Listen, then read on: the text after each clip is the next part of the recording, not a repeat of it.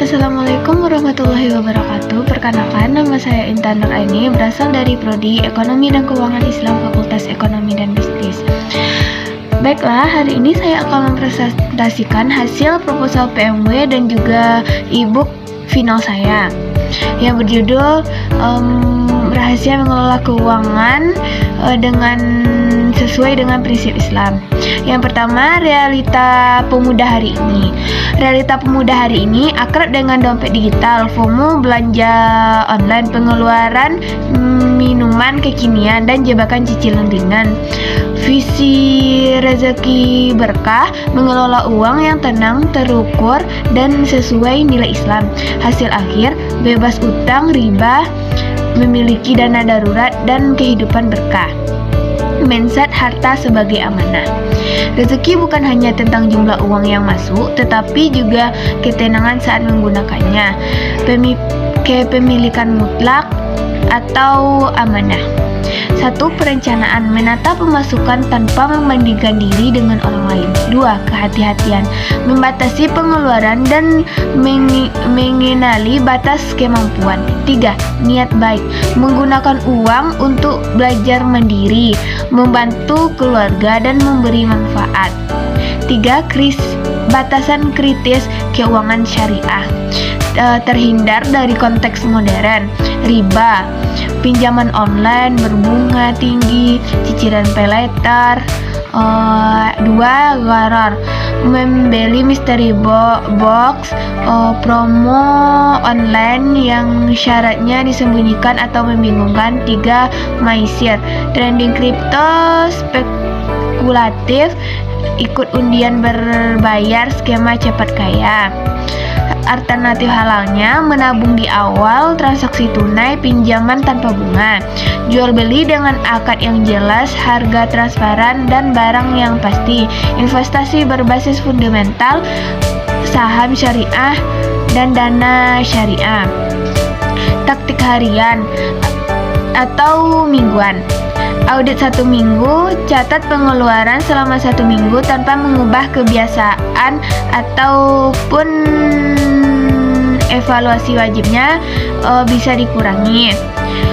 Keinginan membeli barang non pokok, tunggu 24 jam masih butuh atau tidak, apakah ini halal atau merusak prioritas, perlu dibeli atau tidak. Menyusun anggaran ideal, yaitu dengan 1. Kewajiban dan sosial, zakat, utang jatuh tempo, sedekah disisihkan sejak awal. Kebutuhan pokok, makan, kuota internet, transportasi kampus. 3. Masa depan, dana darurat dan investasi syariah. Keinginan, hiburan, nongkrong dengan batasan yang jelas. Dana darurat dan batasan sosial. Dana darurat terbagi menjadi 3, yaitu peace of mind, tujuan utama dana darurat agar tidak panik dan terjebak utang riba. Lokasi bertahap, sisihkan dari gaji pertama dan uang saku sebelum habis dipakai. Niat mandiri, pisahkan rekening tabungan agar tidak tercampur dengan harian.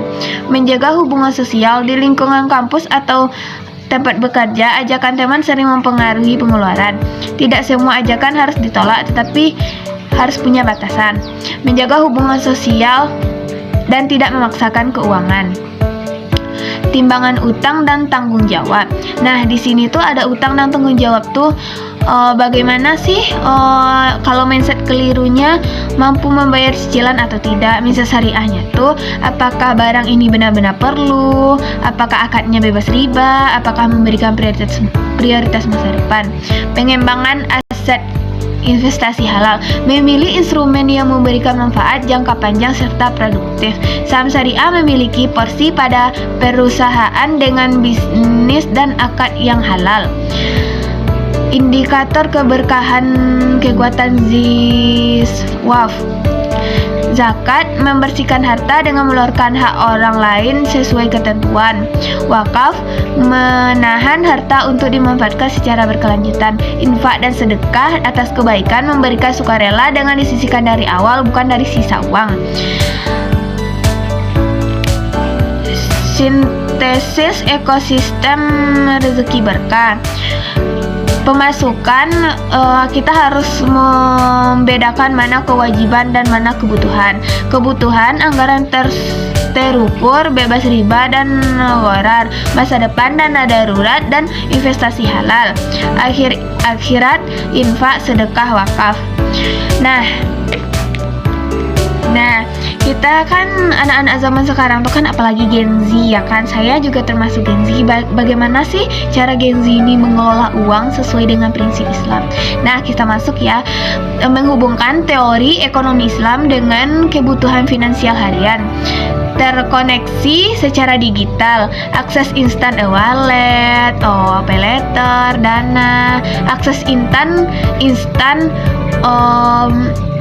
peminjaman online, terputus dari ketenangan, gaya hidup impulsif, tidak terbiasa mengatur keuangan secara struktur, kehilangan batas halal atau haram dalam transaksi modern, gaya hidup impulsif, tidak terbiasa mengatur yang terstruktur dan modern, memperkenalkan rezeki keberkahan. Targetnya itu mahasiswa dan pekerja muda. Format itu e-book yang dilengkapi dengan kode QR. Kategori pedagang produk digital edukasi keuangan Islam. Sistem transaksi finansial 4 pilar. 1. Pondasi mindset rezeki. 2. Batas sistem prinsip syariah sesuai kaidah mu'alamah. 3. Eksekusi anggaran bulanan, alokasi dan sedekah. 4. Keamanan, dana darurat, membangun cukup mental. Dekonstruksi harta, rezeki, dan versus gaya hidup. Definisi: memenuhi kebutuhan dan fungsi pokok. Karakteristik: ada batas cukup dan terukur. Hasil akhir: harta sebagai amanah membawa ketenangan. Memenuhi keinginan dan validasi sosial, tidak berujung memicu gaya hidup impulsif. Harta sebagai sumber gelisah. Pohon keputusan. Apakah keputusan ini baik atau diprioritaskan atau tidak? Apakah akad ini halal atau tidak? Menjamin harta kita atau tidak?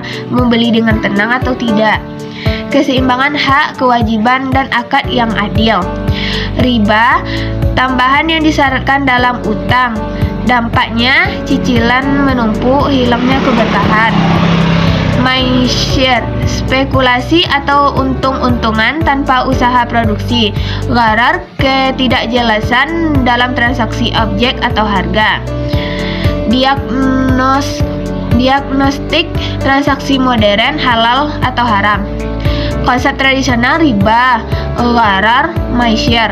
Wujud modern Gen Z itu, kalau riba, fitur pay letter dengan bunga majemuk atau pinjaman online. Kalau gharar, mystery box. Kalau maisir, trending spekulatif berisiko tinggi. Solusi syariahnya tuh menunda pembelian, hanya transaksi dengan spesifik barang atau akad beli yang jelas. Investasi syariah berbasis real dan terstruktur. Eksekusi anggaran, metode amplop syariah. Langkah praktis: catat 1 minggu pengeluaran tanpa mengubah apapun. Caranya tuh kebutuhan pokok kita, transportasi, tabungan masa depan, sedekah, infak, dana darurat, bantalan keamanan mahasiswa dan pekerja. Benteng keuangan, menabung, dan dana darurat. Konteks kebutuhan mahasiswa: dana untuk kebutuhan mendadak di kampus, memperbaiki laptop, atau telatnya uang saku bulanan. Pekerja muda: melindungi diri, kehilangan pekerjaan, atau risiko kesehatan tak terduga. Membangun mental cukup, bukan sekedar mengumpulkan sisa uang, tetapi menyisihkan dari awal dengan niat kemandirian. Mengatur batas agar tidak memaksakan kondisi keuangan demi ajakan sosial. Inovasi produk dan interaktivitas. Kode QR ini per bab, desain modern, jurnal keuangan tercatat, Strategi pemasaran dan akuisisi penggunaan. Target market mahasiswa dan pekerja umur 18-30 tahun. Psikografi, aktif media digital, mulai memiliki pendapatan sendiri. Affiliate marketing dengan kreator edukasi komunitas pemuda. Model bisnis dan monetisasi. 1. Basic ebook, akses baca PDF standar. 2. Nomor paket ebook, tambah akses QR dan template anggaran. 3. Premium package ebook, tambah alat lengkap dan akses entrepreneur. Mengubah kebiasaan finansial Gelisa menjadi ekosistem yang tenang, terukir, dan syariah. Sekian hasil dari presentasi saya. Assalamualaikum warahmatullahi wabarakatuh.